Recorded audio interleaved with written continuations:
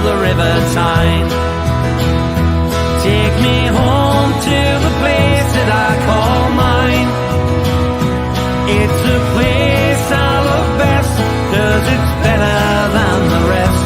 Take me home to the banks of the River Tyne. There's lights that burn so brightly, in the northeast sky they shine, from a place that Geordies worship, where legends wear number 9. You can travel right round the world, even meet the Pope in Rome, but nothing beats the feeling of when you come back here to home. No matter how life changes, we'll never be far apart. The northeast always home, and it's always in your heart. Take me home to the banks of the River Tyne. Take me home to the place that I call mine.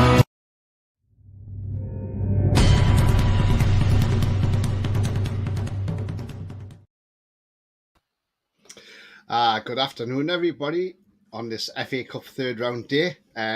It's all black and white TV. Today we're talking, have we rattled the big six, is the question.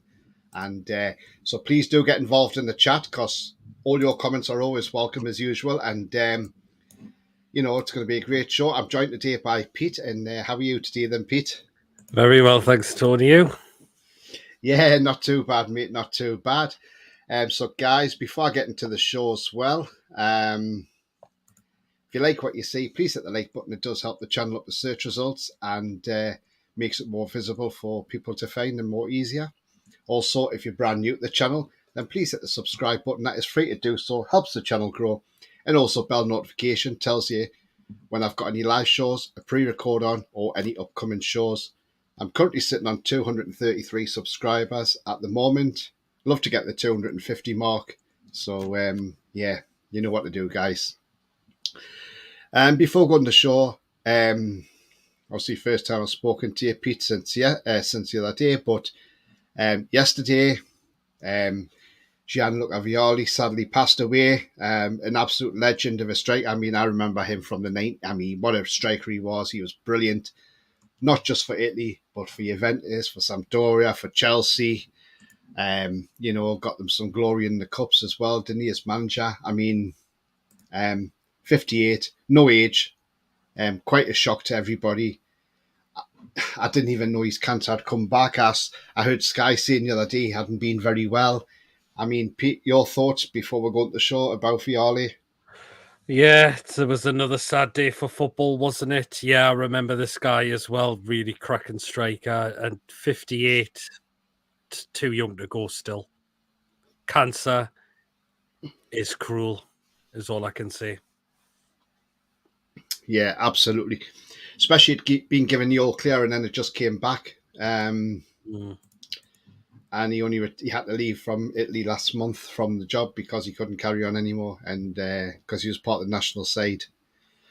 But yeah, we send our condolences to all the clubs he played for, and obviously his family as well, because we're all football fans first and foremost at heart.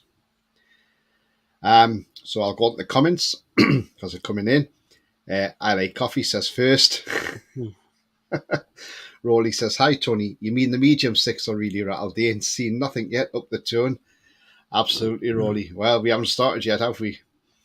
I Like Coffee says, hi, Tony, PD and all. Hi, I Like Coffee. Hope you're well, mate. Andrew's in the house. Hi, Andrew. Hope you're well, mate. He says, Ari Gachi's match day. Woohoo. Absolutely, yeah. We'll have a little talk about that towards the end of this show. LA Coffee, what's gone wrong, West Ham? They were challenging top six last season and are fighting relegation now. Yeah, I mean, they're in the bottom three. They had a draw against Leeds the other day. They've got, I mean, they're playing Europe.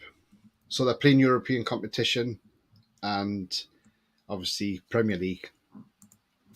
Is it their squad's not strong enough? Is Moyes run out of ideas at West Ham?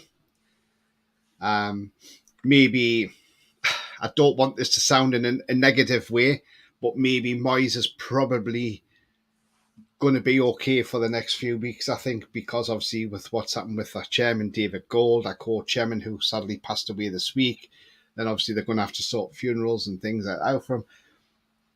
Maybe Moyes has now got an extra few weeks to a month or whatever to sort it out. But yeah, surprised in where they are, to be fair. But, you don't play well, you end up where you are, and the table doesn't lie, as I say, at the end of the day. If we look back to this time last season, yes, we were getting ready to play Cambridge, and I came to that game as well. And we all know what happened that day. But more importantly, where were we in the league? Well, I'll tell you where we were. We were second bottom in the Premier League. That's where we were. And this season, it's a total opposite this a year on, because we're now third top in the Premier League. And keeping Man U out of the third place on goal difference. So that just shows you how much we've progressed in a year. Ali Coffey says, there is a danger something like this happening to us next season like West Ham. I don't think so, because we've got the money to keep ourselves up. That's the difference. And I don't think Eddie would allow it. One thing I do want to say is, and I mean, this has got to come up now, and this is Cock of the Week.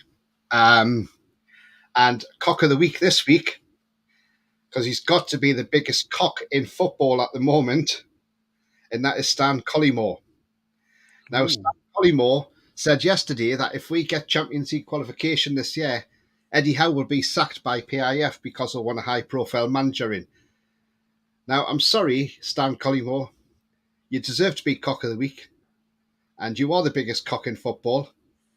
PIF will not be sacking Eddie Howe in the summer, so you need to do what Paul from Toon Review would tell you to do. Go and take your face for a shit, mate, because at the end of the day, Eddie Howe will not be sacked if we get Champions League this season. I'm sorry. I don't know where he's got that idea from. Maybe he's just trying to unsettle us. But you know what, Collymore, it don't work. Yes, you scored your late winner against us in that 4-3 win at Anfield. But other than that, you've got nothing to do with our club. Don't bother. Off your pop. See you later, mate. Because where will Liverpool be at the end of this season? And then come back and have your say. Not in the top 4, I can guarantee you. Absolutely. I mean, Pete, what did you make of that comment from Collymore as well? It's pointless, isn't it? Absolutely pointless. And do you think he deserves this title? Yep, him. I think Arteta could have been up there as well. Yeah, Arteta as well. Yeah, absolutely. So we'll be getting on to him. Yeah, so have we rattled the big six is the question. And hopefully through the show we will answer that question, and we'll focus on what managers have said from the games we played in with the top six, because we've played all them teams now of the so-called big six. So the first game I'm going to is back in August when we played Manchester City at home. Now, we all thought this is a test because Man City have been the best team in the Premier League by far. And nobody can argue with that. Yes, we know they spent money to get there, but do you know what? They're there because they are the best team. And Guardiola has got a great team. And I've got a lot of respect and time for Pep Guardiola as a manager. I think he's you don't see him often more. He's always got nice things to say about people. So I hold him in a very high regard in that respect. So back in August, after the game, Pep Guardiola was asked his thoughts on the game, and because it was 3-3. I mean, they took the lead. We then come back and equalised through Almiron. Then Wilson scored. Then Trippier scored over the wall. Possibly before Trippier's goal, should we have had a pen at the end of that first half? Maybe, maybe not. Second half, Haaland got the goal, and then obviously Bernardo Silva got the equaliser. But it was a terrific game of football. Trippier saw red, but then came back because the red card was rescinded down to a yellow. So after the game, Pep Guardiola said, Newcastle away is always difficult. He says, myself and Eddie, he says, have had a proper game of football today. He says, we've put a show on for the supporters and for people watching on TV as well. And he said, this is a good point for City. He says, St. Maximin was unplayable. He says, Kel Walker's ragged after coming off that pitch. He said, and this was never going to be an easy game as people made it out to be. I mean, Pete, what do you say about them comments from Pep Guardiola? He's spot on, isn't he? He knows we're a club now challenging for something. By the looks of it, he knows that we got this takeover for a reason as well. He knows what Newcastle's like as well, particularly when he was assistant under Bobby as well. So he always will follow Bobby as well still. So that is great. And that's the person you can have time. You can have time for, because he's seen really nice things now, because he knows now that Newcastle are back to what they should be going for now. Yeah, because he was Bobby Robson's captain, wasn't he, at Barcelona? Yes. And so the thing I see with us and City, we have a lot of similarities, and we seem to be two clubs that are closely together in a way, because they've got Middle East investment, we've got Middle East investment, and we seem to get each other. And it's the rest of the clubs that don't seem to get us. That's why when these votes come up, you'll always see Man City will abstain from voting. Like when the sponsorship came up, they abstained from voting because they didn't want to know. And that just shows you the mentality of City towards us as well. I mean, yes, we all remember that was a tremendous game. And like Guardiola said, it was totally different. Last season we won 4-0, he said. This season, he says, totally different animal. And he was spot on with what he said. I Like Coffee says there was a Muppet on Twitter targeting all Newcastle YouTubers and making memes of them, so he gets cock of the year. Oh, what God. An idiot. I wonder who this was. Yeah, who is it? Like I Like Coffee, let me know, please, because we've not seen this. Rowley says, Pep is class and always has been. Yes, Rowley, absolutely, mate. He's always been class as Pep Guardiola. Davey says, morning on Dunoon Ferry, heading to a job listening in. Oh, brilliant, mate. Thank you very much for listening in, Davey, and hope the ferry's not too rough for you. But yeah, that Man City game, like I say, it was a tremendous game. Brilliant point. Both sides going for it. Yes, we could have hung on and won, but like Guardiola said, it's a good point for Man City. And he had nothing but praise for us. And that just shows you the mentality of the guy. So the next one we went to was Liverpool. And again, end of August, Isak finally made his debut in that game. Put us ahead. Should have had a second, but VAR ruled it because I couldn't tell who shadow was who between him and Gomez, which I've never heard a load of bollocks in all my life. And then Liverpool got an equaliser through Firmino. Then they went on and won it in the 98th minute through Carvalho, when the referee had an extra minute and a half on. Where he got that from, Andre Marina, we never know. That then sent... we then saw that horrible gun salute celebration from him and Harvey Elliott, which was absolutely disgusting, I thought, after what was going on in Liverpool when that little girl was shot. And not only that, we then had the antics on the Liverpool bench where John Achterberg, the goalkeeping coach, jumped off the bench to stick his fingers up to the Newcastle bench. And then obviously in retaliation, one of our backroom staff then chucked a bottle of water towards the Liverpool bench. So it was a night to forget in that way. That led to our first defeat of the season. And after the game, this is what Jurgen Klopp had to say, Mr. Teeth.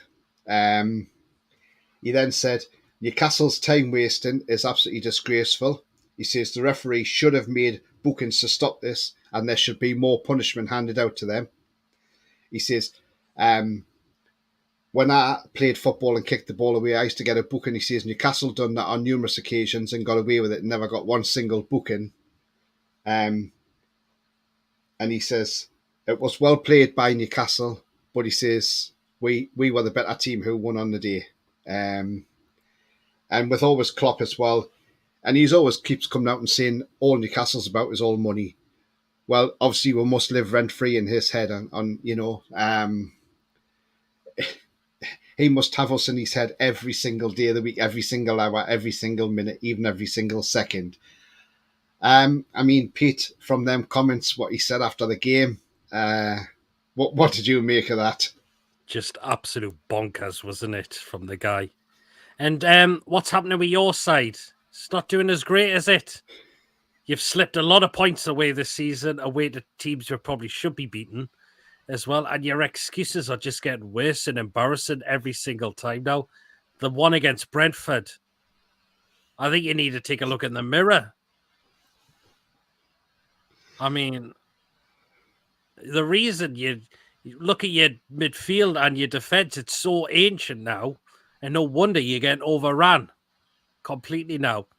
And miles away from challenging from a title, possibly a cup as well. You're out, then you're not progressed in the Carabao Cup. FA Cup, I think, is going to be difficult for them as well. Champions League, it could well be difficult as well. Did they get knocked out? I can't remember off the top of my head. No, it's still in the Champions League. Still haven't. But I don't know. I can't remember who they've got. Is it Real Madrid? They've got no. It's not Real Madrid, is it? I can't remember who they've got now in the Champions League. That's how much I take notice of the Champions League at the moment. Yeah, I mean, it's just the guy is just full of excuses, isn't he? And I just know Real Madrid. It is Real Madrid. Why he's got? Yeah, it is Madrid, is it? I thought it was. Yeah, it's Real Madrid. Well, that's Liverpool out then, isn't it? So I wonder what you'd have to say about that thing. Yeah, what will Mr. Teeth say about that? And yeah, I mean, we all know. I mean, the thing is, he needs to sort his team out because his midfield's getting older now. They're all getting old. I mean, you know, he has a picture of the Liverpool midfield. Oh, God. So there we have it, guys. You have James Milner, Jordan Henderson, Fabinho, and Thiago.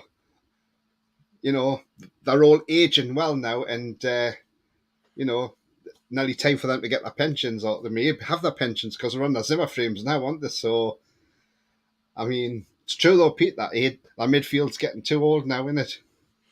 Yeah, they're getting overrun. See where the defence, particularly in the middle, Van Dijk's getting a bit slower. He's knocking on as well. Matip's knocking on as well. Joe Gomez, I think, for me, has been poor this season, and I've said everything about Alexander-Arnold. He is not a right back. Yeah, he's very, very suspect, isn't he? Gary says, good afternoon, Tony and Pete. Good afternoon, Gary. I hope you're well, mate. And yeah, guys, I hope you like that picture of the Liverpool midfield because I think that's absolutely brilliant. Spot on. But yeah, I mean, Klopp again, he does nothing but whinge, and it's his own fault where the team are at the moment, and his team are struggling, not doing great. And then to say, and then to turn around and actually say, well, Brentford had no players in the World Cup. Well, I'm sorry, Klopp, do your research, mate. Do your research, because David Raya was in the Spanish squad. Also, Mbeumo played for Cameroon in 3 group games. So go and do your research before you start shouting your mouth off and making stupid statements like Brentford had nobody from the World Cup, like we had loads of players. That doesn't matter. How many minutes did Alexander-Arnold play for England? Not a lot. So you've got no argument there. And Brazil, England went out in the quarterfinals, so your players were back. So you've got no excuses. Absolutely. Davey says they won't have FFP to replace the team. Liverpool. Up for sale. Am I the up for sale? because they're worried. They are scared of us. And I always said, and I echoed what Keith said as well, Keith Patterson, we always said that takeover goes through, the big six are in for a huge shock because we're going to bang through it. And I'll tell you what, we're starting to knock through it now. That wall is tumbling.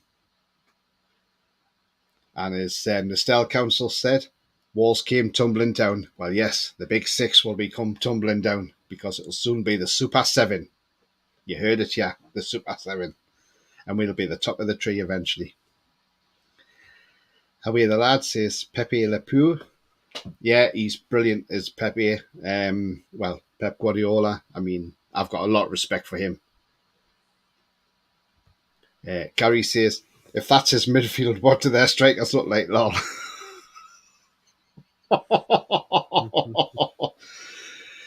Probably people I with think- flippers on their feet because they're particularly Nunes because he's missing easy. He's absolutely skew whiffing a lot of easy opportunities. Oh, God, honestly, he's just the amount of chances he's missing. I know people are saying, oh, well, give him this season, next season he'll be better. But I'm like, we were linked to this guy, Pete. We were actually in for this guy. Now I look back and think, thank God we didn't sign him. Yeah, in a way, I think he's still gonna learn. I think he will get better eventually, but yeah, first season's gonna be quite difficult at times when it comes to the Premier League. Yeah, absolutely. So, yeah, so the next game we're going on to is Man United, again in October. So if you remember when we played Man United, that was the start of 3 games in 7 days for us. We went to Old Trafford and we got a point out of that. Joe Linton should have scored.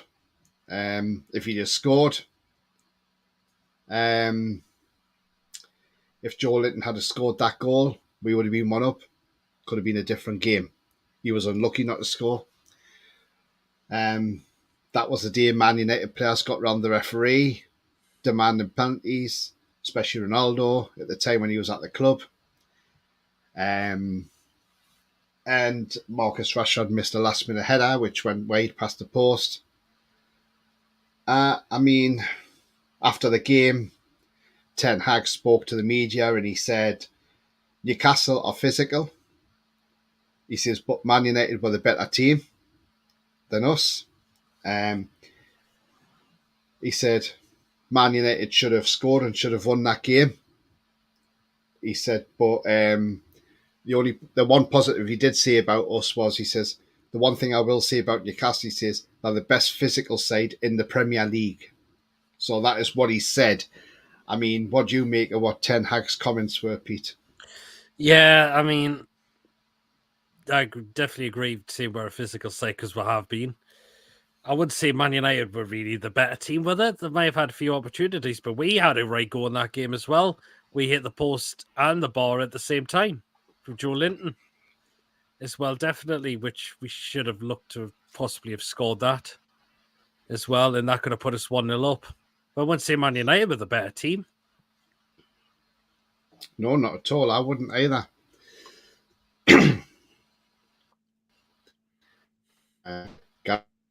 Gary says, Tony, it's the big 1-6 behind us, lads, lol. Yeah, we'll go for that one then, Gary. Yeah, absolutely, mate. It will be, yeah. Once we get there, mate. Once we get there. Andrew says, beef sausage sarnies on. Who wants a smell? Oh, you can't knock a sausage sandwich, can you? Absolutely not. I hope you enjoy them, Andrew. Do you have red sauce or brown sauce? Because I prefer red sauce, Andrew.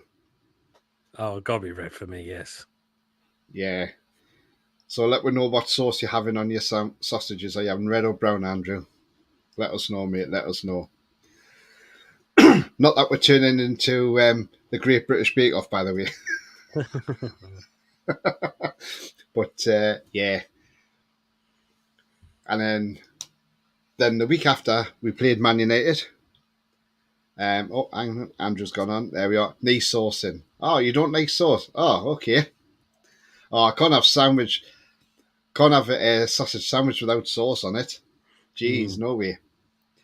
And Nate says, we haven't rattled the big six. We've surpassed them with practically a squad that was meant to be relegated last year, and they're crapping their pants about it, and I love it.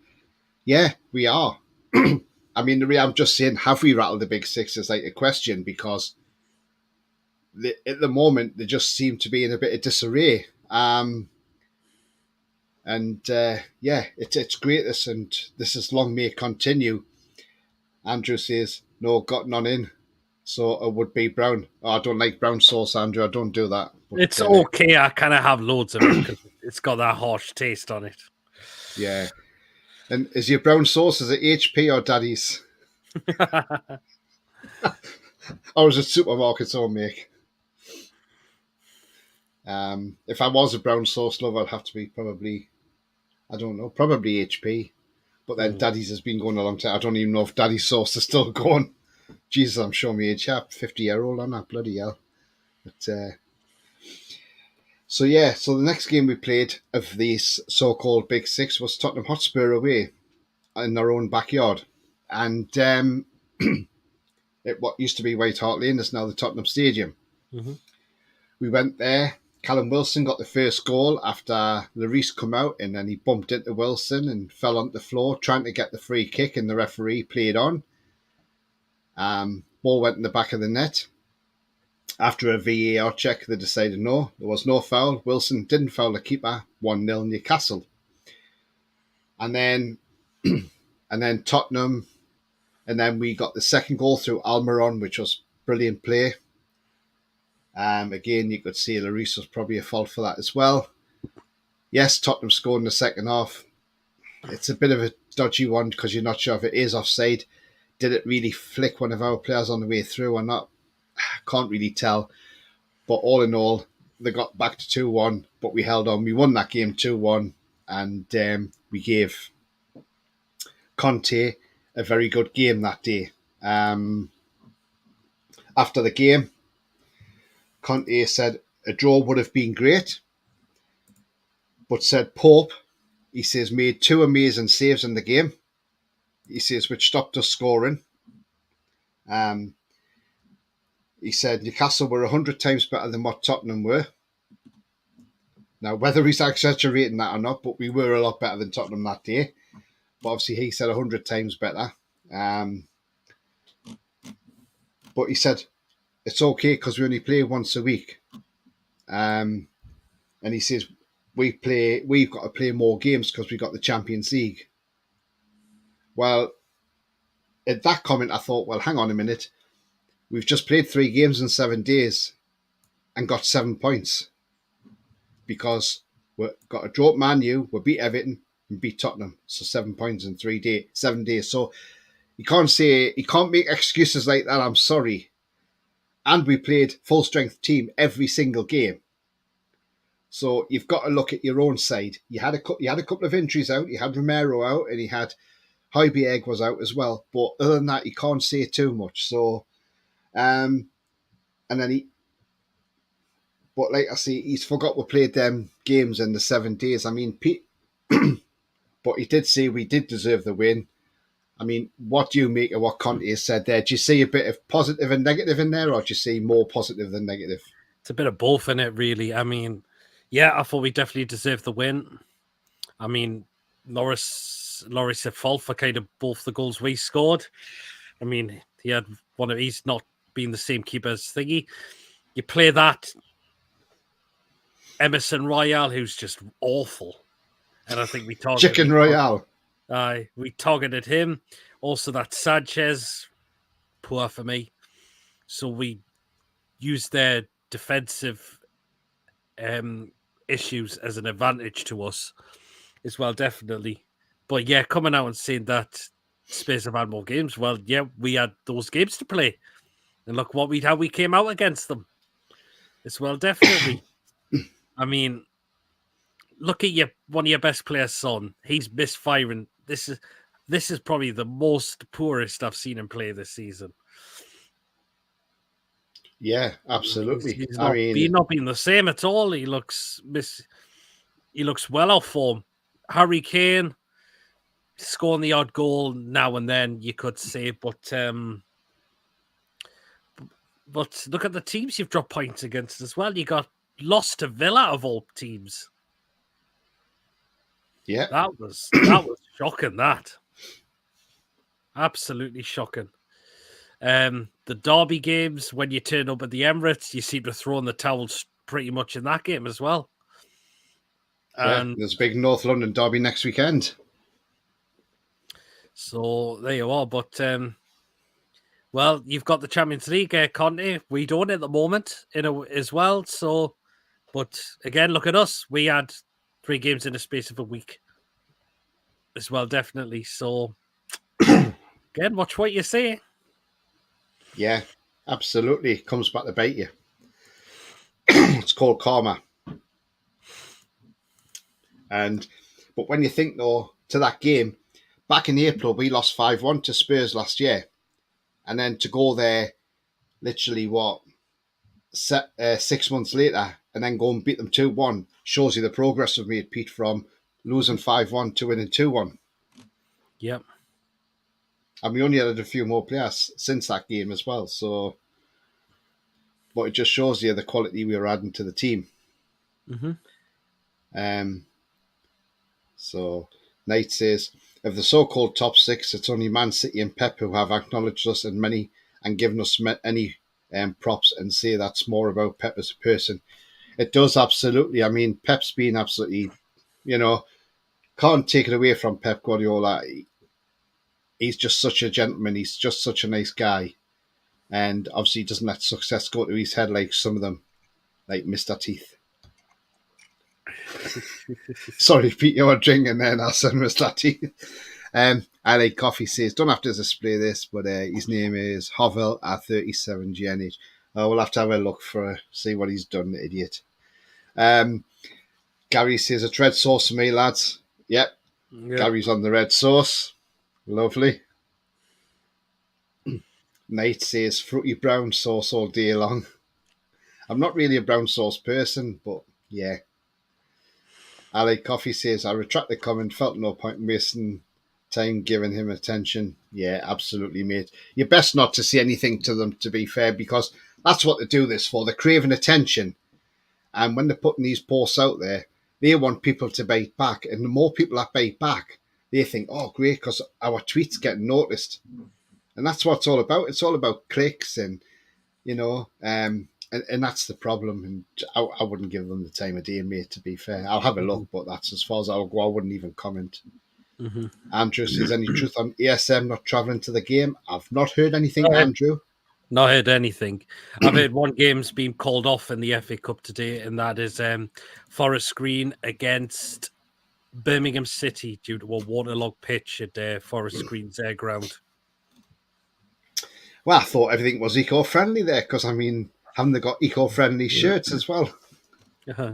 It's from recycled material. But I've not heard anything about... I've heard a rumour this morning that apparently they're saying ESM's fell out with Eddie Howe. How true that is, we do not know. Well, I've not found anything about it. I've looked it up and I can't see anything at all. But if he isn't there tonight, then maybe we can look at that and see what's going on there. Because he hasn't said he's injured, that's for sure.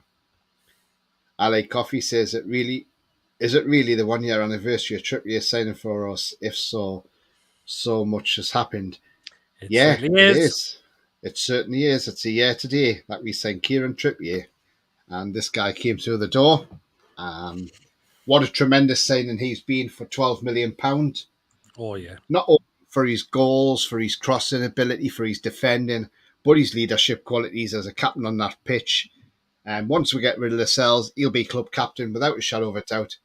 And I think when this guy hangs his boots up, he'll stay at Newcastle as a coach and bring through youngsters who are up-and-coming right-backs as well. Mm-hmm. And what a role model it would be for any youngster coming into the club to see Trippier.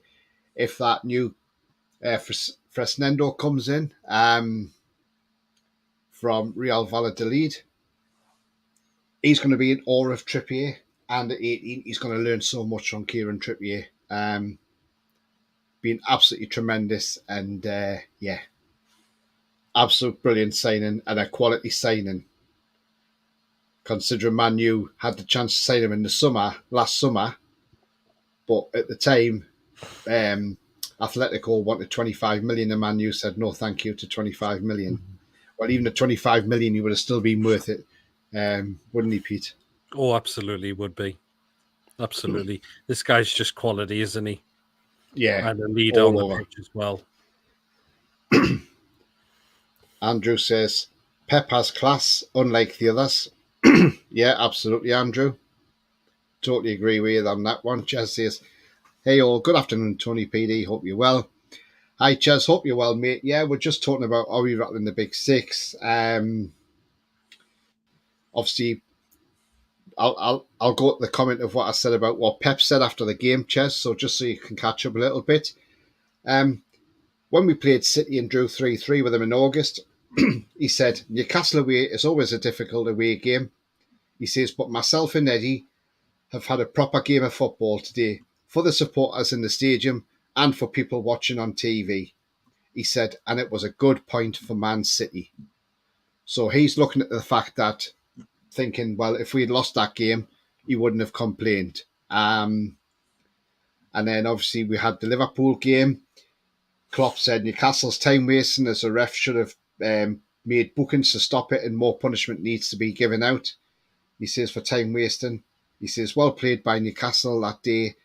And also Klopp, we live rent free in his head because he always keeps coming out and saying we're all about money at Newcastle.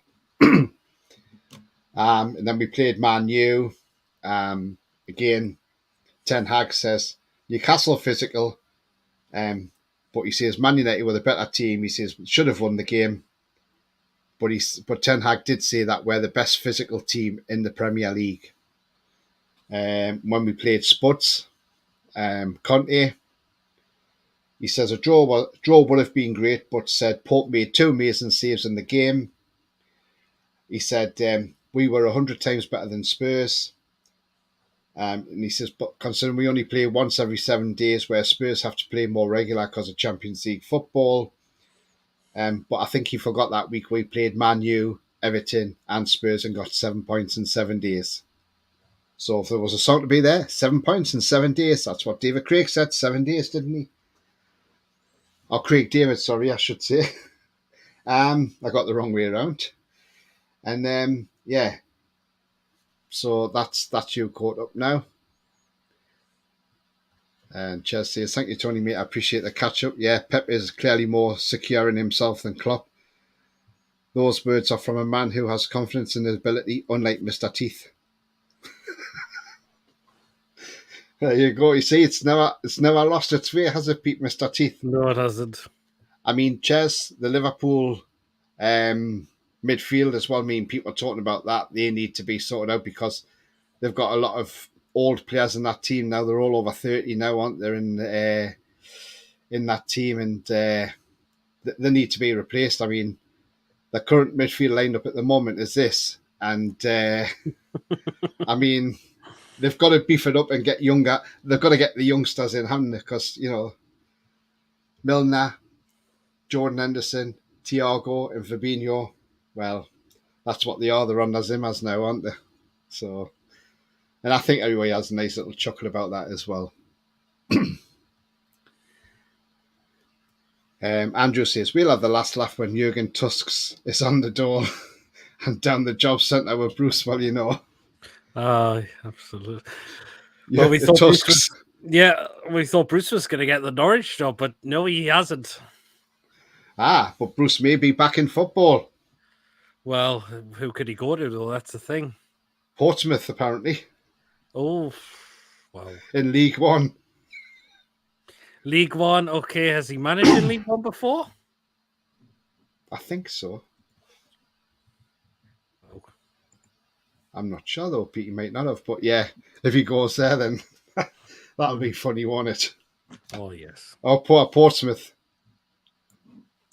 Oh, God, yes. And Ches is laughing at Andrew with his comment about Jurgen's tusks. Andrew says, Jurgen Mammoth Mouth. And Knight says, who in their right mind would employ him, Jurgen Klopp? Liverpool. Or if you might be on about Bruce as well. Oh, yeah, Bruce, yeah, it might be Bruce, yeah. Yeah, who would... Well, yeah, Portsmouth, unfortunately.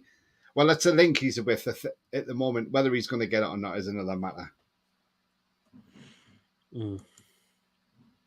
Look what he done to West Brom. They were riding hard. They won the playoffs when he took over, and he took them to third bottom. And he left them in the bottom three when he got the boot. He was going to the championship. He just didn't say, yeah. Well, he did say when he went to West Brom, I'll get you out the championship. Just didn't tell them which way they were going. Yeah. They thought he meant up, but he meant down. So, the last game before the World Cup, we played the last of the so-called Big Six in Chelsea. And, I mean, that was a good game. We deserved that win. Joe Willock scored a cracking goal. The end of the game got a bit nasty at the final whistle. Kai Havertz started getting a bit, started to try and stoke a fight with Dan Burn and other players, and then Cucurella joined in.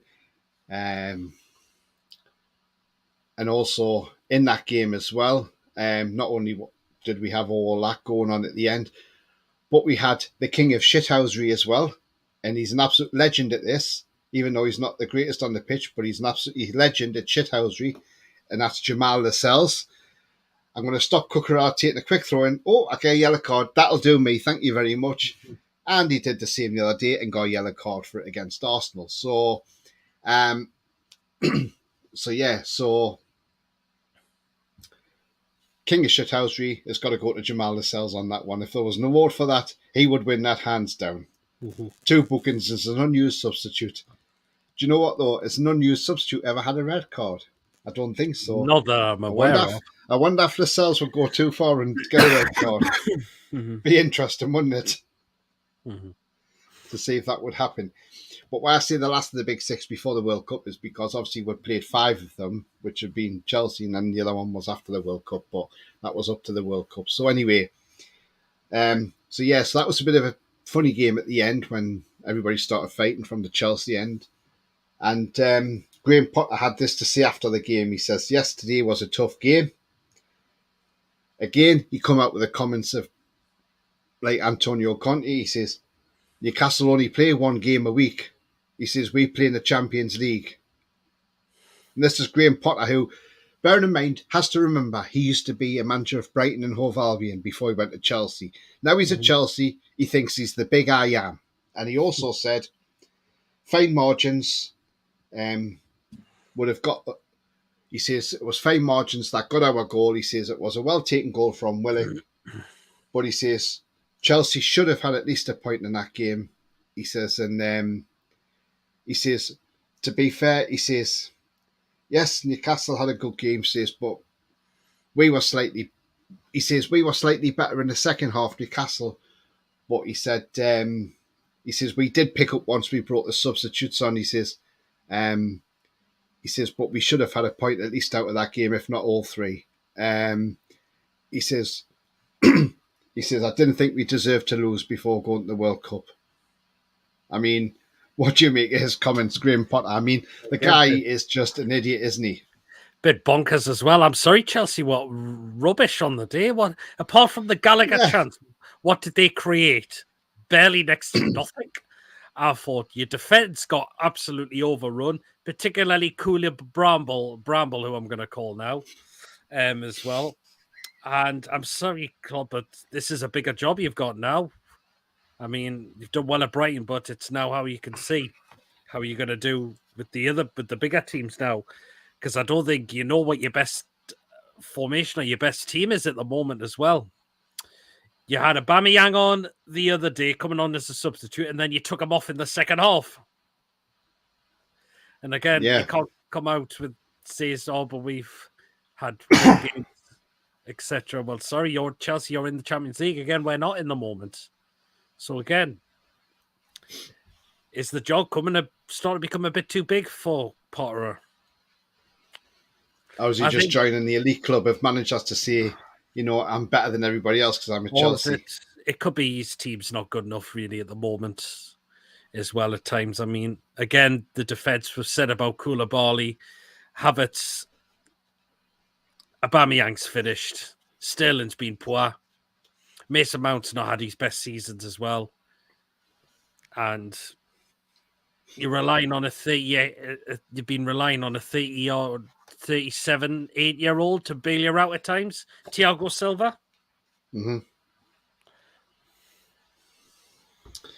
Yeah, absolutely, Pete. They were crap that day, Chelsea. I'm sorry, and I don't know where he's got all this ideas from, but that's what he said.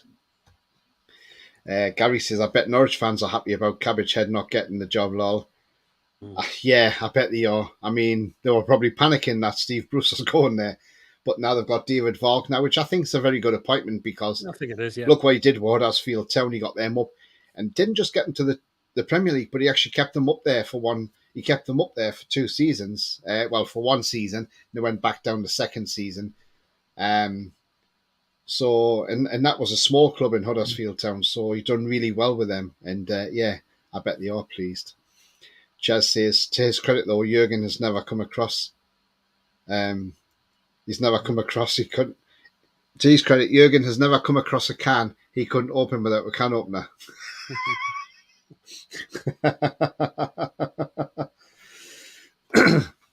Knight says, okay, that made me laugh harder than I needed to, though. True, he didn't tell them which way they'd escape. Andrew says, I've found some mint sauce. Is that acceptable on a sausage? Mint sauce on a sausage? What? Don't you put that on a Sunday dinner, don't you, Andrew? On a sausage sandwich? I didn't like mint sauce as well. It's too vinegary for me. Yeah. Mint sauce. I thought my food picks were bad enough on my show. Mint sauce on sausages. Tell you what to do, Andrew. Before you have your sausage sandwich and you put your mint sauce on, take a pic of it and DM it to Pete, and he'll put it on his food picks for next week's football show. So there's your challenge. Get your sausage sandwich, put your mint sauce on, take a pic, Andrew, DM it on Twitter to Peter or on Facebook to Peter, and he'll put it on his football show next week. There's your challenge, Andrew. I'm still waiting for Sefton's chips and mustard still. Yeah. Yeah, we'll have to find out when he's going to send that to you as well. Yeah. Ches says, wouldn't it be kind of funny if Lascelles rocked up enough to touch the touchline subs to miss a game? Mm. Yeah, it would be, wouldn't it? Yeah.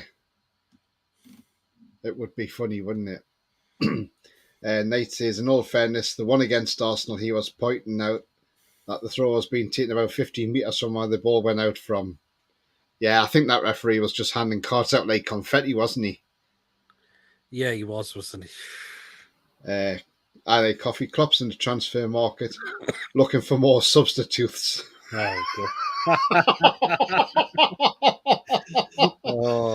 Oh my God, coffee! Jesus Christ! Honestly,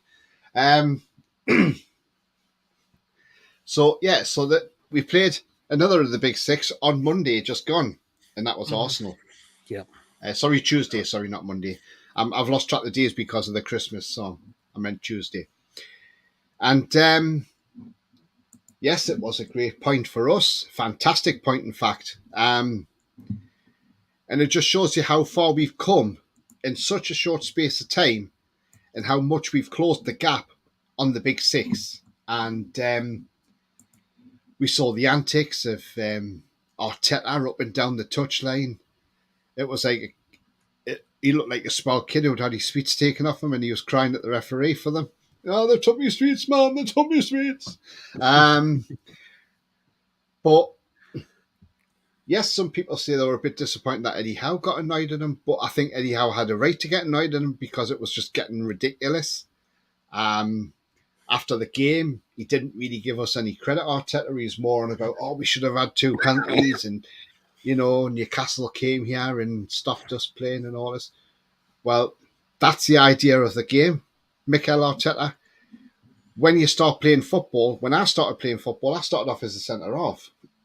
And when I played football, my job as a centre half was to make sure that one, I defended the goal, and two, that we stopped the opposition scoring. That's what football's all about, stopping the opposition scoring.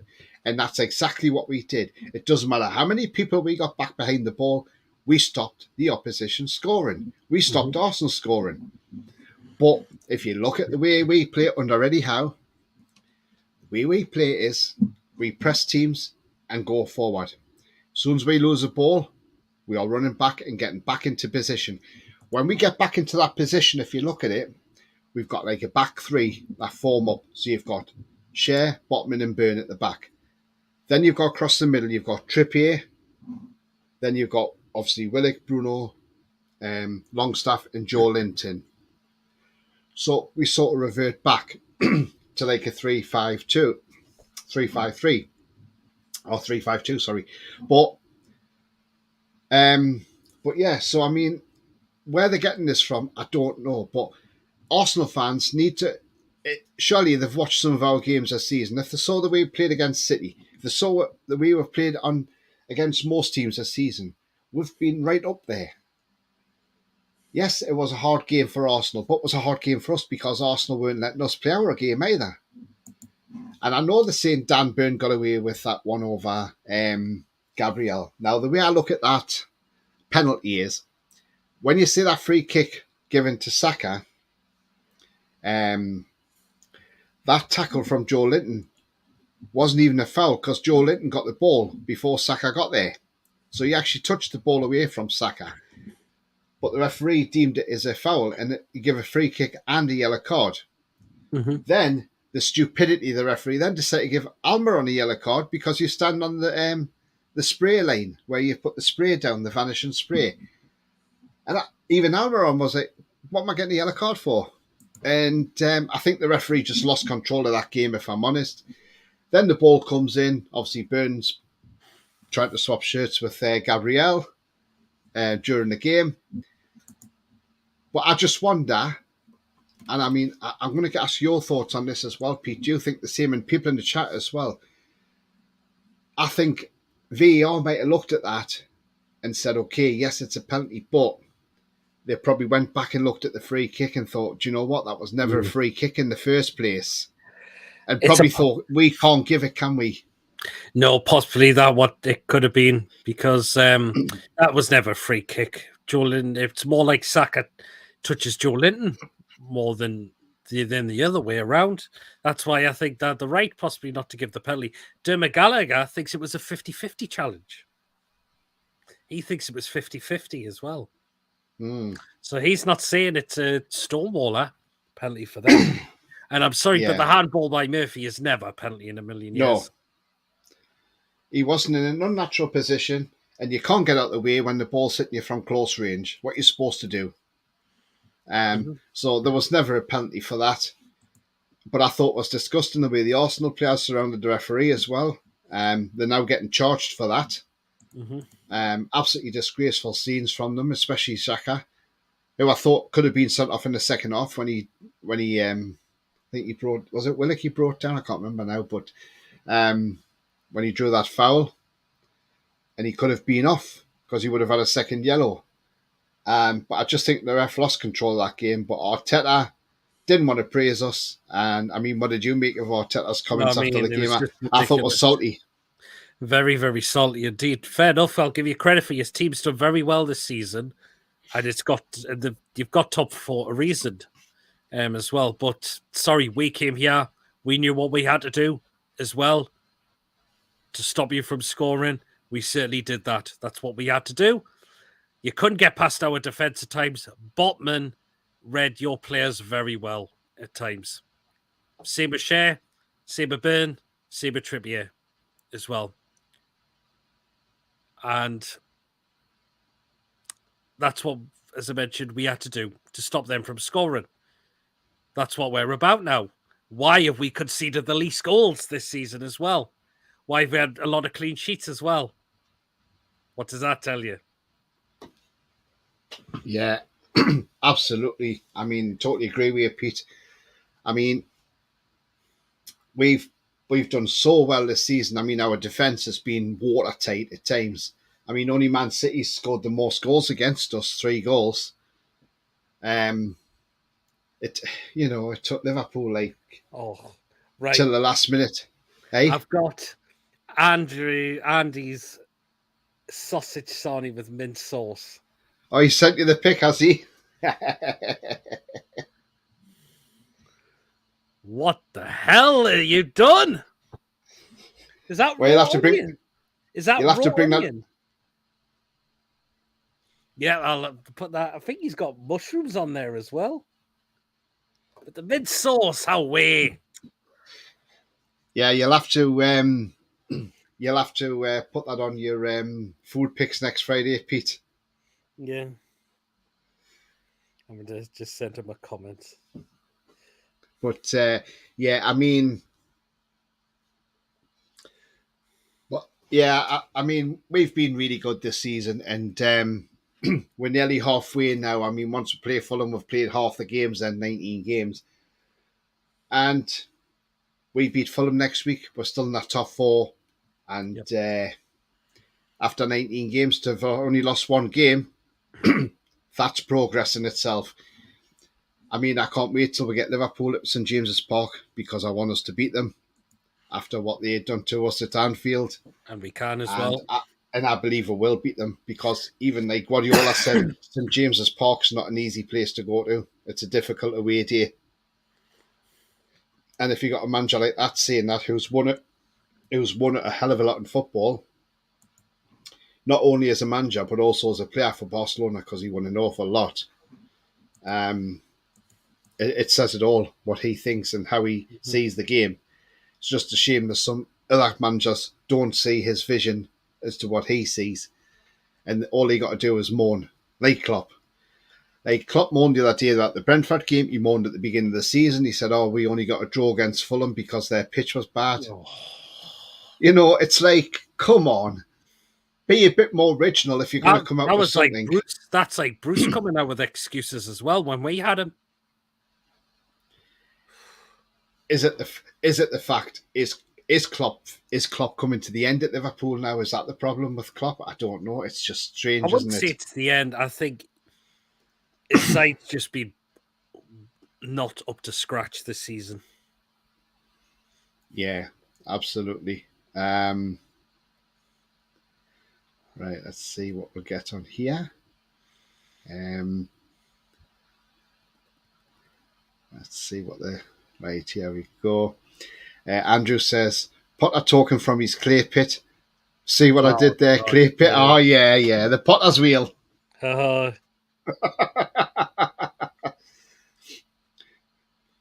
Thinks he's Harry Potter. He's not a wizard at all, is he? Chess says you guys in the chat are so funny. He meant. Nice one. Gary says, I think Potter should have stayed at Brighton, to be honest, lads. Yeah, maybe he should have. But we'll see what happens. It's his own fault. He jumped ship because the pound signs were rolling in his eyes. Yep. Knight says, I agree, he should have stayed at Brighton. I bet he secretly regrets leaving now, but he wouldn't come out and say as much. No, he wouldn't, no. If he was at Brighton, he wouldn't be talking like this either. Andrew says, yeah, I will send it to you, which he's done. He says, but I'm going to get pestered off MasterChef. Andrew, I think you'll be fine, mate, honestly. I don't think MasterChef will be coming knocking very, very Just say shortly. no, nothing. Just say no. Yeah, just say no. Unless they're going to show you the readies and then say, oh, hang on, how much are you offering? Knight says, the thing that won internet for me this week is the video of Arteta on the touchline trying to swat a fly. It's so funny. Yes, I saw that. That was brilliant. Have you seen that, Pete? I think I did, actually, yeah. Somebody put a fly on and he's just... John's in. He says, hi, chaps. Hi to you, John. I hope you're well, mate. Sefton says, Sefton's in the workhouse. Enjoy the game, everyone. Mustache, talk soon. How are you, the lads? Sefton, Pete's still waiting for your picture. Yep, chips and mustard. So get one sorted and tweet it to Pete, and then I'll DM it to Pete, and he'll put it on his football show. Come on, Sefton. Pete's waiting for it. You promised them weeks ago. Gary says, must be Klopp's apprentice, lads. Must be, yeah. Substitutes. And Nate says, Arteta was even on the pitch when Joe Linton was getting treatment. How is that allowed? Yeah, exactly. He shouldn't be coming out of his technical area. I mean, the lads were dropping, but they weren't dropping because they were trying to time waste. They were dropping because they were physically shattered. I mean, you saw Willock towards the end of that game. He was absolutely knackered. But that's because Eddie Howe, that's the game we play under Eddie Howe. And the lads know that at the end of the game, they're physically shattered because of the game we play. Yep. High intensity. Sonny tweeted to Pete. Mushrooms and onions, he says. Is those onions raw by any chance? They are raw. Do you not like raw onion, Pete? Oh, no, I can't stand it. Oh, no. Knight says the only way it gets solved is if a player asks another player to be booked, they should instantly get a yellow.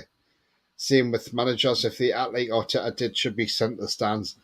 Yeah, I mean, what I said about the manager's night is what they should do is the fourth official's there. He's the one who's getting all this backlash off the manager. So what he should be doing is saying to the referee, they've got earpieces so they can communicate with each other. All he's got to do is say, referee, I've got the manager in my ear. He's shouting, he's swearing, he's angry. I keep telling him to go back to his technical area. He's taking no notice. Any chance you can come over, have a word, or maybe give me a yellow card, and that might calm him down.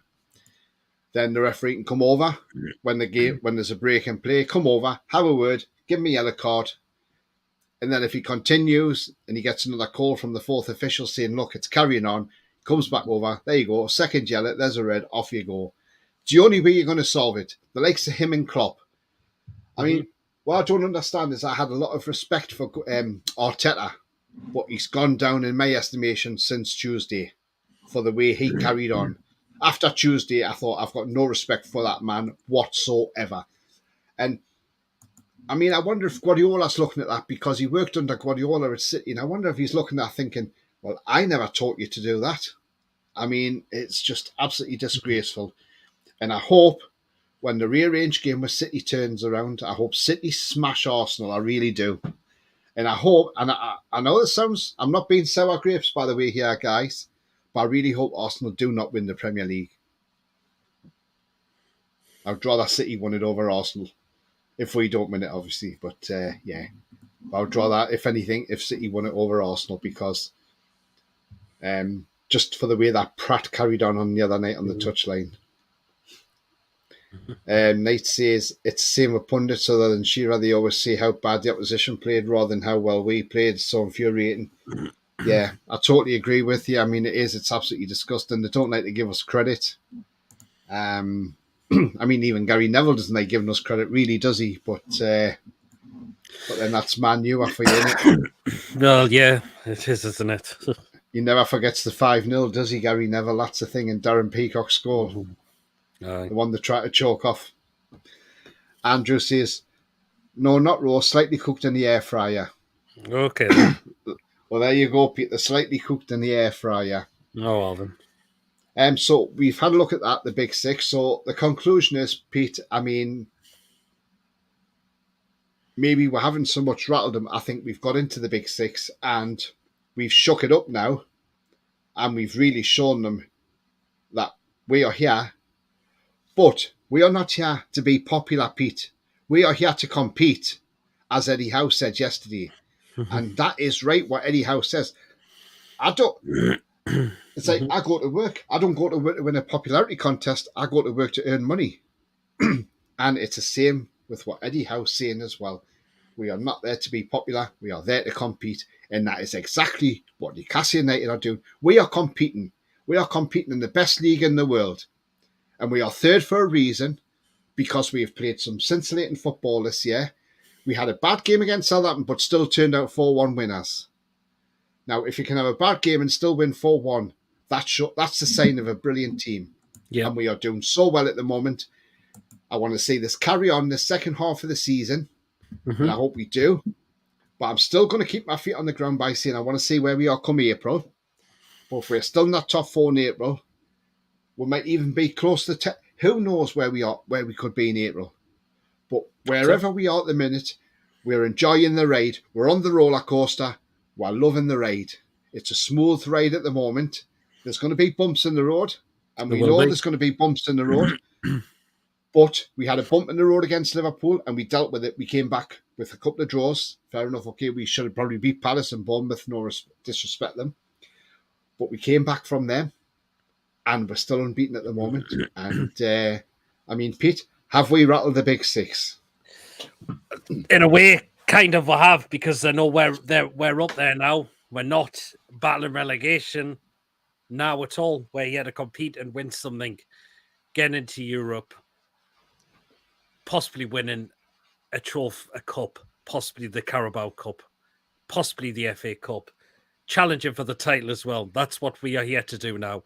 The Mike Ashley days of battling relegation and appointing crappy managers are now history. The new owners now see what this club was all about before Ashley took over it, and are getting our club back to what it should be doing now, challenging for something, possibly trying to win something as well. That's what it's about now.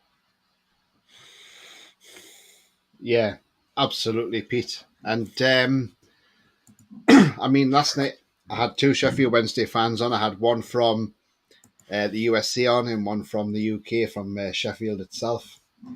And like I say, we know the Americans call football soccer. I know it infuriates us, but that's their terminology for football over there, and it always has been. And I asked the guy from America last night. I don't know, well, you probably wouldn't have seen it because your show would have been on, but I asked him about. I says you see probably the MLS a lot. I says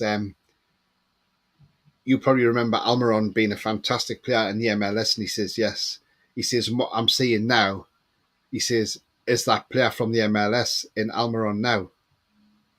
So for him to actually say that's what he's seeing now out of Almiron, then just shows he's getting back to that form that he showed when he played for Atlanta United, when Darren Eales was there as well. Absolutely.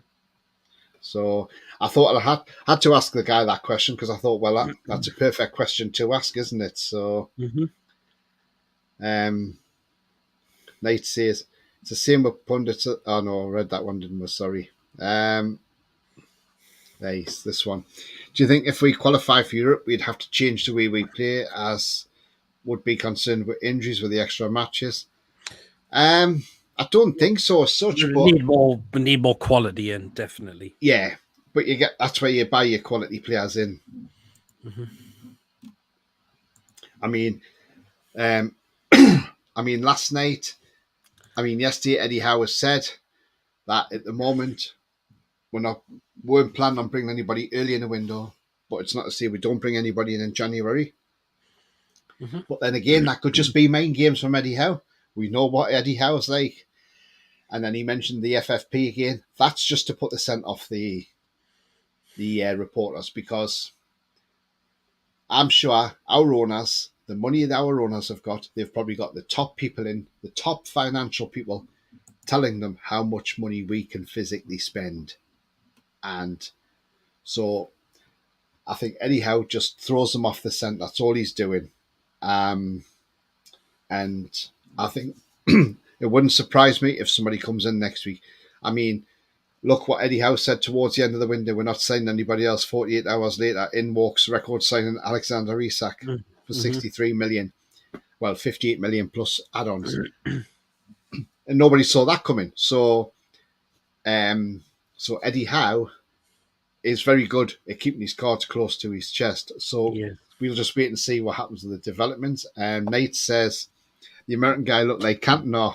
He did a bit in the nice guy though, lovely guy, and Jeffrey, and absolutely brilliant for them just to give that time to even come on. I mean, I only reached out to them yesterday morning. Well, I reached out to one Chef Wed podcaster, and he couldn't do it, but he gave me. I asked him if there was anybody else I could get in touch with, and he gave me those people. So I got in touch with them the Wednesday week in Owls America, and I mean, they've got quite a good fan base for Sheffield Wednesday in the States. I mean, there's about 50 to 80, he says, out there. He says, but their biggest rivalry, because they haven't got many Sheffield, well, he says, not that he knows of there's many Sheffield United fans out there. He says, but Leeds have got a lot out there. He says, and I think he said it was in Manhattan. They went in a pub at like 6 a.m. in the morning to watch the game, Sheffield Wednesday and Leeds, and he says it was packed out. Oh, wow. And he says, and that was quite feisty in there. I thought, yeah, I bet it was as well. Gary says, what do you think, Everton being in the bottom three, lads? It's quite funny in a way, isn't it? Oh, yeah. I mean, do you know what? It's brilliant. That's exactly where they deserve to be. Now, people are saying, let's get Lampard sacked. No, I don't want him sacked.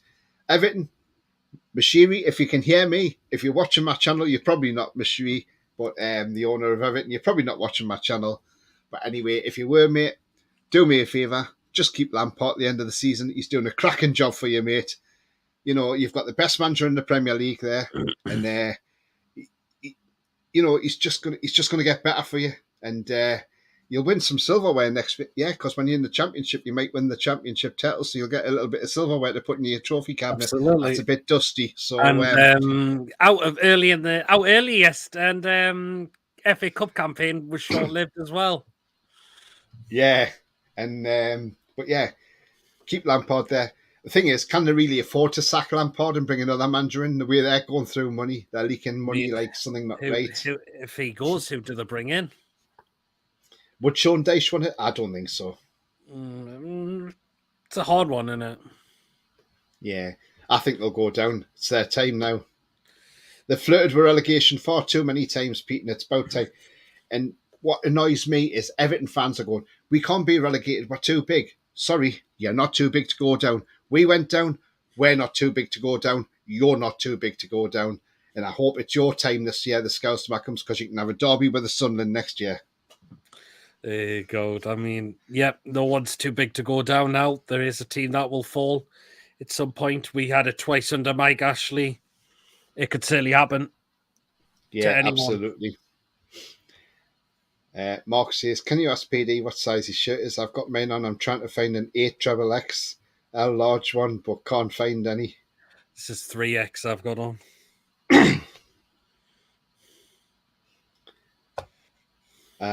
Andrew says, Mark, I've got a 5XL, biggest on the website. Might have changed now, though, lol.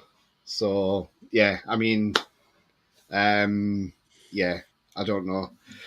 Their sizes are not that great, or the Castor. I mean, I'm an extra large, but I had to buy XXL to fit in it because if I put an extra large on, it was like, yeah, that sizing is shit. Let's hope we get rid of Castor at the end of the season. Let's bin them off. I mean, the designs have been fine, but it's the fittings, and not to mention people have been waiting ages for deliveries and all of that, and that's just scandalous as well. Although I'll admit one thing, this one didn't come from Castor, come from China. Thingy. After me home top with Castor when I paid for it on pre-order and they were in the shops before I even got mine. So yeah, which was a bit of a total waste of time, to be fair. Andrew says, but I'll need 10XL after that, Sony. What's your calories in for today then, Andrew, innit? So we go to Sheffield Wednesday later, Pete, 6 p.m. kick off on the old BBC. No doubt Alan Shearer will probably be in the studio. Let's hope anyway. I mean, how do you expect the game to go? And thing is, or what is the team going to be, Pete? Oh, it's interesting. I think we'll see some changes. I think it's going to be Darlow or Dubravka. I did say Darlow. I was thinking Dubravka, but we could still be looking to sell him. I think Manquillo's going to come in. Lascelles. I think Byrne will go in the centre-backs. I think Lewis will come in. I think possibly Anderson might come in as well. Murphy. I think Maxey will come in if this thing about the bust-up is not true. And I think Chris Wood's going to start as well, unfortunately. And I think hopefully we'll see Isak at some point in the second half. And I think we'll win this game as well. But should win this game as well. And that's why I went 3-1 Newcastle today. Yeah. I mean, today's referee, Pete, is a referee we know very well, and he's called Michael Salisbury. That was the one who hasn't got a lot of Premier League experience, who choked our goal off against Palace. Oh. He is the referee in the middle today. He's 20. He starts from last season from 21-22 because obviously he's not really done a lot. Mm-hmm. He's had 21 games in all competitions, issued 67 yellow cards and 5 red cards. Okay. His assistant referees is Gary Bezic and Akil Housen. And the fourth official, I've not heard of him before, is Ollie Yates. So he must be obviously either League One, League Two, or Championship referee. Mm-hmm. Okay. I mean, not great that he's there. I mean, he was our. I don't want to sound like I'm putting the kiss of death on this game, but he was the referee when we got beat off Cambridge last season in the cup as well. Mm. So, yeah. I mean, he began refereeing as a teenager in local leagues in Preston. His dad was called Graham Salisbury, who retired after taking charge of 588 Football League games. So Graham Salisbury was his dad, who was the referee, if you remember him at all. Mm. This game, I think we will win it. I'm going to say 3-0 because I can't see Sheffield Wednesday getting past us, depending on what team will start. I mean, I'm just thinking if, and I see this as an if this guy doesn't start today, Martin Dubravka, does that mean he's on his way out of the club? That's a big question. I just wonder. Now we're going to need a bit of defensive work in the midfield as well, and it wouldn't surprise me if he starts today. Bruno wouldn't really surprise me, because just to keep that extra beef up in the midfield as well, wouldn't surprise me if he starts. But we won't know until 5 o'clock, until Eddie puts that team sheet out, and we'll see what happens. Let's nip into some comments. Ali Coffee says, is Paul taller than Dan Burn, or is Dan Burn taller than Paul? I think Dan Burn's taller. Dan Burn's about 6'7". Yeah. Yeah, Paul's not much smaller than that. No, not really. No, I don't think he. No. I gather he's talking about Paul from Toon Review, by the way. Nick says, good day from Australia. Talk at Isak being unhappy at NUFC. Anything in that, or just social media rubbish? That's probably just social media rubbish. Probably he's not being. I think he's just being a bit frustrated that he hasn't started a game, because he's been injured. Maybe that's probably why it's being put out. But other than that, I wouldn't read anything into it, and I think he's absolutely fine. And I think we'll see the best from him once he gets back to his full fitness, and I think he may start today with a bit of luck. But great to have you on, mate, as well. Thanks. If you like the channel, please give it a like and a subscribe as well, mate. That's absolutely brilliant. Andrew says, Gillingham on BBC looks a canny ground. Yeah, the Priestfield's not a bad looking ground, is it, Andrew? LA Coffee says, Sheffield a good side. They're in League One. They're currently second at the moment. They just beat Cambridge 5-0 on Monday. So they're back up in the second, but they're in second place after losing to the Mackhams in the playoffs last year, when we were all Sheffield Wednesday fans hoping that they would turn Sunderland over and keep them in League One for another season. But yeah, they're not a bad side. That striker, Michael Smith, back from the championship. The players come from the championship to join them in League One, which is actually absolutely amazing. But other than that, Michael Smith, as I say, he's a good striker. I think he scored 12 goals for them this season, and he is a Newcastle fan, by the way, as well. So he may want to have a goal against us. Let's remember back to Cambridge last year when Joe Ironside scored against us. He's a big fan of Shearer as well. So Shearer was his idol. And come back. And so, yeah, that's your answer to that. Sheffield Wednesday, yeah, they're not a bad side. It just depends what team we put out. Andrew says 6'5" versus 6'7". Yep. Gary Tony, are you doing a warm up for the show gear? I'm not, mate. Unfortunately, well, I was going to do one at 4:30, because then I would have had to miss most of the second half because my other half, she's at work, and she was going to be at work from 9 till 7. So, which would have meant I would have missed most of the second half because I'd had to go and pick her up. But somebody yesterday wanted to swap her shift, so she's now started at 7 this morning until 5 tonight. So I was going to do a warm up show, but because I got to pick her at 5 p.m, I can't do a warm up show. So that's the answer for that one. So I won't be unfortunately doing a warm up show, but I might do a reaction maybe about 9 p.m. tonight. So keep an eye out for that as well. Yeah, I wish I was doing a warm-up show, mate, but unfortunately, I can't do it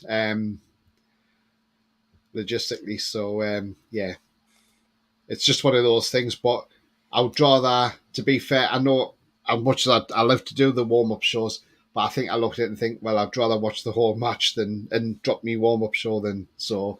I suppose somebody was looking after me yesterday. So.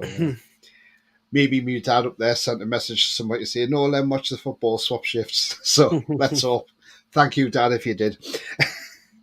Andrew says, I think tonight will be elusive 7-0. Might stick a daft pound on it. God, Andrew. Hey, do you know what, though? If it come in, Andrew, geez. I'll tell you what, Andrew, if it comes in, the drinks are on you. Deal, Pete? Drinks on Andrew if he comes in with that. Oh, absolutely. Yeah. And Pete's not a cheap drinker either, Andrew, so be warned. Ali Coffee says it's the game televised. Yep. Yes, it's on the BBC. BBC One, 6 p.m. kickoff. And Andrew's put it there in the chat. I mean, John, I'll laugh at John because he'll say, oh, I can't mention what channel it's on. I'm like, John, of course you can, because you're not mentioning dodgy channels, you're mentioning normal channels. I think John gets himself a bit confused sometimes. Ratson, hi Rat. He says, we haven't rattled any of the top 6. Sorry, Tony, we are where we are because other clubs are not just doing well. And seeming as I don't think we'll sign anyone to improve the first team top 7 minimum. I think we have rattled them because, yes, okay, some of them may not have played well, but then they've got no excuse because they've got good squads. But they're just not doing it for some reason. Either something's going on behind the scenes in them clubs, we do not know. But we are there where we are on merit. We are there because we have played well this season. And I wouldn't worry about the January. January's a long window. We've got until the 31st of January to sign somebody. And I think signings will come in this window. They won't come at the moment. They might not come this early, but they might come middle towards the end of the window. But who knows? We might be having deals lined up. We don't know. We don't know what goes on behind the scenes. The thing is now, there is no leaks coming out the club anymore, not like it used to. And we're past the days of Mike Ashley where the club used to sign a player right at the end of the window on a last-minute loan deal. I mean, remember, he couldn't even afford £5 million for Hamza Chowdhury, and we never ever got Van Dost either, did we? So, Baz Dost, sorry, but yeah, I wonder whatever happened to him. Andrew says, if it comes in, I'll treat you all to my magic sausage sarnies. Oh, God. Do you want a sausage sandwich with onions and mushrooms and mint sauce, Pete? Maybe with mushrooms, but not onions and mint sauce, no. That says, Tony, at the end of the day, not one front player we have would make a top 4 say. We have 4 players, Botman, Trippier, Bruno, Pope, and the rest are a big advantage players, mid-table at most.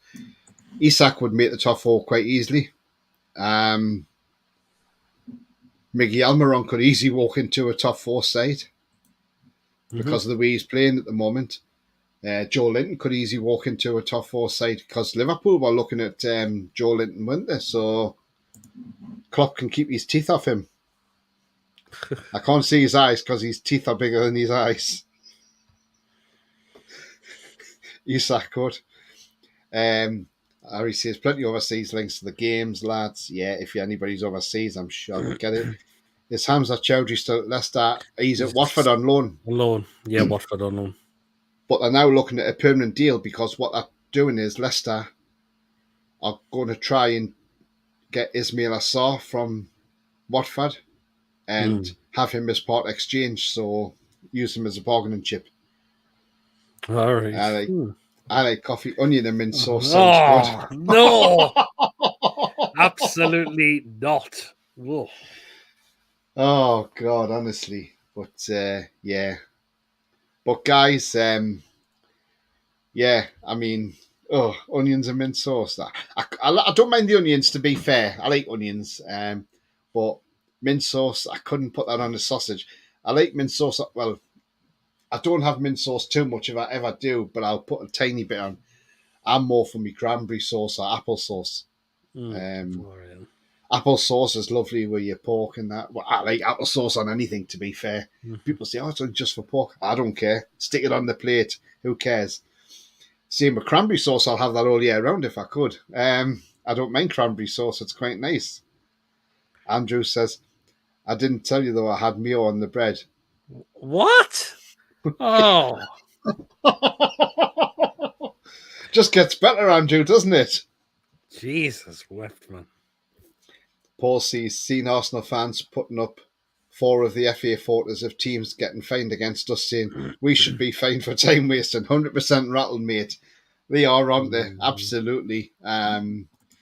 It just makes you laugh, Paul, what they're doing. I mean, it's just stupidity, isn't it? They're so salty. That's the problem. Ali Coffee says onions and mint sauce go well with Indian tandoori kebabs. Okay. Well, yeah, mint sauce, yeah, because tandoori, that's lamb, isn't it? So the kebabs are from lamb. So yeah, lamb and mint sauce do go together. That's a good mix. I mean, I do like mayonnaise. Sometimes I prefer that. Sometimes to tomato sauce. I'll tell you what I've got as well, which is nice, and I think it's called Saucy Sauce by Heinz, and it's in like it looks pink sauce, but it's tomato sauce and mayonnaise mixed together. Whoa, okay. It's lovely, actually, Pete. It's quite nice, All actually. right, okay. Yeah, I just, in fact, got another bottle of it yesterday. It's actually not too bad. But the missus, she can make it as well, because what she'll do is she'll put a bit of tomato sauce, bit of mayonnaise, and then just mix it all up in it. You make it into that. It's quite nice. If you've got any mayonnaise and tomato sauce, give it a try, Peter. Don't knock it till you've tried it. Right, that's the thing. That's the old saying, isn't it? Don't knock it till you try it. Rat says, Tony, we draw too many games back 4 are where we are. Sorry, mate. Mickey would never get in the top 4 side. Yes, he's had form, but he's also had Isak. Wouldn't, because he's not consistent enough. Isak just picked up that injury. It's been, we still don't know what the injury was. It was never said. I mean, I think once Isak's back, I think we'll see a totally different player. And even John said, I wouldn't be surprised if he scores 15 goals this season. We just watch his space. Paul says it's games management. No one batters an eyelid when players take it to the corner flag and keep it there. Yeah, Shearer used to be the best at that, didn't he? I mean, Shearer just stand at the corner flag and just stand there with the ball. And if he'd say, if you want the ball, get it. But if you foul me or knock it out for a corner or a throw-in, we get the ball back and we stand here. And Shearer was the master of that, wasn't he? Andrew says, Rat, do you have a hangover? Well, he's come up with the same question. Sorry, mate, I have loved Newcastle to death, but we won't have a front line to challenge the top 4 till we sign class players. It's just fine getting youth, but you need players to learn off. We will sign them players. That's the thing. This is a progression, and we probably weren't meant to be in the top 4 this season at the moment, but we are where we are. We are there on merit. We've played well. Yes, you could say other teams haven't played so well, but that doesn't matter. You take care of yourself, not what other teams are doing. If we're going out there winning or drawing games, if we win at home, draw away, that's not bad. That's good form. It's like if you're in the Championship or you're in League One or League Two, win your home games, draw away from home, it's promotion form. Same with us. Win at home, draw away. It's form to stay in the top four or maybe push for a title push. But who knows? But let's just enjoy the ride while we're on it at the moment and see where we finish at the end of the season. Then at the end of the season, we can then sit back, dissect the season and say, right, okay, we didn't do this, we didn't do that, we haven't finished there, but we have finished there, but maybe we could have finished there had we. But that's for the end of the season. But at the moment, enjoy where we are and don't worry about the January window because these owners will not want to go through January without bringing somebody in. And I can see 2 or 3 players coming through the window by the 31st of January. You got anything to add to that, Pete? Or do you think that's... It's a possibility, yes. I think we'll definitely be spending in this window, no doubt about that. Eddie Howe will know he wants extra players in as well. LA Coffee says Indian mint sauce has actually mint leaves, green chills, lime, and some other ingredients. Okay. I should have changed this, shouldn't I, to the Master Chef? Oh, no, I wouldn't because I get done for copywriting, wouldn't I? So, Master Chefing, couldn't I? Hey, Master Chefing there, yeah. It's not copywriting, is it? Because I've not actually said Master Chef. No. Paul says Isak's had a thigh strain as far as I'm aware. He's had 2 injections in his leg for it. Yeah, that's what we were all told, but obviously nothing else was really said about it, was it? Rat says, no, Andrew, I'm realistic. We're just doing great, but we have 3 world beaters, Trippier, Botman, Bruno. Isak hasn't proven himself yet. Demba Ba has been great, are the greatest striker since Shearer. Yeah, Demba Ba, he was great, wasn't he? Him and Cisse up front, but yeah, we're great. I think once Isak's fit, let's see what he can do. There's more to come from him. Andrew says, okay, don't agree one bit. Bruce left, mate. Paul says, we are overachieving with this squad, like, laughing. We are where we are due to passion, togetherness, grit, leaving everything on the pitch and emptying the tanks every game. Do you know what, Paul? That's absolutely well said. Do you agree, Pete? Absolutely, it is. Rat says, unlike everyone sees his name, I watched him at Dortmund feel he had one good season in Spain, so he's moved so many times because he couldn't find his talent. Someone saw at 15, talking about Isak. I mean, in Spain, he did well. I mean, he scored in one season 17 goals in 34 games, which is a 1-2 ratio, which is what you want from a goal scorer. I mean, unfortunately, Haaland's a freak. He scores in just about every bloody game. I think he's only not scored in 2 games this season, but yeah. But Haaland's just a freak of nature, unfortunately. But I mean, a lot of teams would love Haaland in that team now. Absolutely. If he'll get through the 40 goal mark this season, Peter, can't he, in the Premier League? Oh, God, hi. It's frightening, isn't it, though? It certainly is. He's nowhere near his peak either. No. Just a shame the country he plays for is probably never going to win a tournament, are they? No way. Isak's played 3 times, scored versus Liverpool, not proven. Yeah, he scored 2 goals in 3 games, Andrew, because he scored against Bournemouth in that penalty. Rat says, Tony, look at the league. What club has won with youth? Chelsea ruined their City. Chelsea ruined. City have Foden, only Liverpool Trent. What I'm saying is we can't bank on youth quality to get you up the league. I mean, you can, yeah. I mean, City have got players coming through. I mean, they've got another youngster coming through, a right back or a left back, and they keep playing him as well. So, Paul, I thought Isak tortured Liverpool's back 4, made it look easy in the process. That second goal he had 4 around him and still found space to bang it in the top corner. Absolutely, and it should never have been disallowed. LA Coffee, I think we have a mix of young talent and experience in our team. Yeah, we do, because we don't seem to be buying older players now. Paul says, if anyone can get the best out of Isak, it's 100% Howe. Absolutely. I've always said, Pete, with Eddie Howe, any player that comes to the club, if Tielemans comes to the club, Eddie Howe would get that extra 20-30% out of him. Yep. Absolutely would. Look at the way he's done to Mickey. Joe Linton, other players as well. Yeah. Joe Linton looked a £40 million flop. He Eddie did. Howe has now made him into a world beater in midfield. And it's only a amount of time before he gets in that Brazil team. And now Titty's gone. He should get in there ahead of Fred. Rat says, you've seen him for 2 games and you think he's the next Messi in football. Some players just flop. I wish him luck, but don't get carried away. We're not saying he's the next Messi, but what we're saying is let's just give the guy a chance and let's back him 100% when he's back. And I'm sure we'll see a much improved player. Remember, he's only 22 and he's still got a long way to go. Rat says Tony did that once in 4 years, but that season after, I want Osimhen because he's proven. Yeah, Osimhen's a great player. I would love Osimhen, but it's just you won't get him off Napoli, unfortunately, or they want a lot of money. Paul says Joe Linton's too good for Brazil. Yeah, absolutely. Well, guys, we're come to the end of the show now, but thank you for joining in, and it's been a great show. And before we go, would you like to tell people where they can find you, Pete? And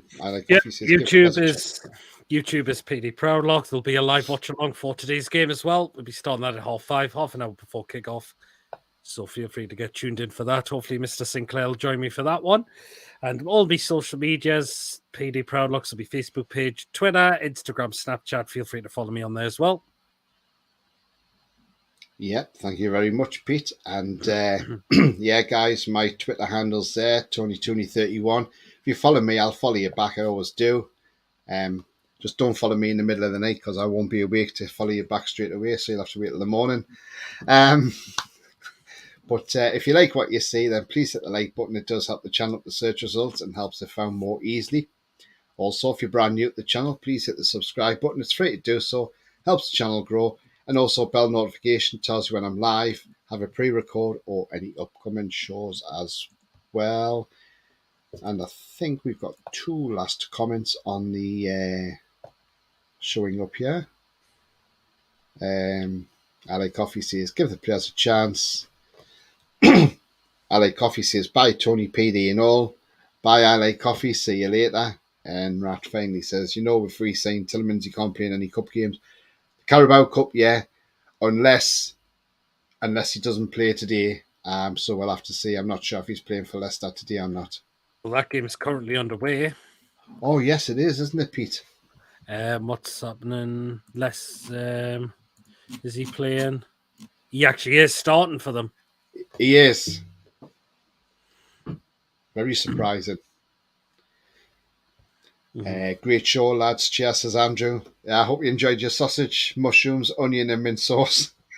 With mayonnaise and mint and mayonnaise as well. Yeah. Oh god, I wouldn't have all that in one sandwich. I would need the bucket, I think. Oh yes. And cheers, says cheers all. Cheers. Thank you very much, mate. But yeah, guys, thank you very much, and thank you for coming on again, Pete. It's been brilliant. And yeah, guys, remember 6 p.m. tonight, Sheffield Wednesday away.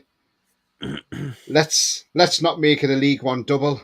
Let's go there. Let's do the job professionally. Get the win, even if it's only 1-0. Get the win, and we're in the hat for the next round, and see if we get a home tie or an away tie. But until then, guys, enjoy the game, and we will see you later on. And don't forget, Pete's watch along with maybe John Sinclair coming on.